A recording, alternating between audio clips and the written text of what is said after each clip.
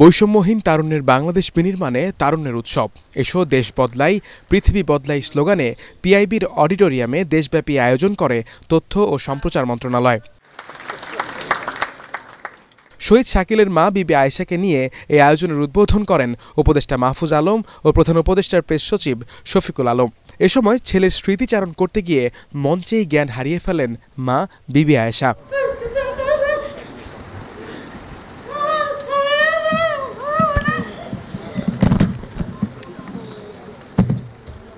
এর আগে সংক্ষিপ্ত আলোচনায় শ্রদ্ধার সাথে স্মরণ করা হয় জুলাই আন্দোলনের যোদ্ধাদের। পুরো যে লিডারশিপ সেটা পারে নাই এই হাসিনার মতো একটা ভয়ঙ্কর একটা ডিক্টেটরশিপকে কনফ্রন্ট করতে। আমরা অনেকবার চেষ্টা করেছি, বারবার বড় বড় মিছিল হয়েছে নয়াপল্টনের সামনে বা পুরো ঢাকা জুড়ে, কিন্তু আমরা কেউ দাঁড়াতে পারিনি। একদিন হঠাৎ তরুণরা বললো যে আমরা দাঁড়াবো, এবং দেখেন তারপর কিভাবে চেঞ্জ এসছে। আলোচনায় জুলাই গণহত্যার বিচার প্রসঙ্গে উপদেষ্টা মাহফুজ আলম বলেন, এই বিচার নিশ্চিত করতে পারলেই সফল হবে অন্তর্বর্তী সরকার। আমরা গত 6 মাসে এই আহত দশা লাঘব করার হয়তো কিছু চেষ্টা করতে পেরেছি, কিন্তু আসলে আমরা পুরোটা করতে সক্ষম হইনি। পুরোটা করতে তখনই সক্ষম হব যখন আমরা এই নির্বিচার হত্যা কারিগরদেরকে বিচারের কাঠগড়ায় করাতে পারবো এবং তাদের বিচার কার্য সম্পাদন করতে পারব।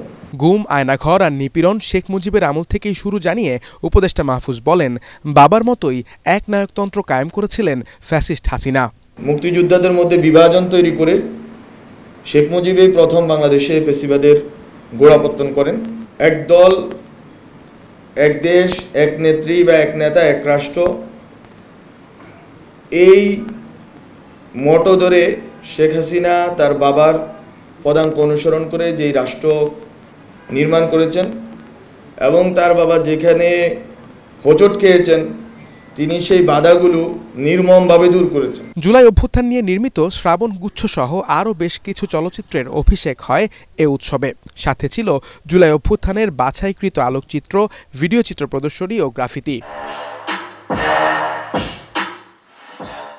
মাজহারুল হক মুহাজির, এটিএন বাংলা, ঢাকা।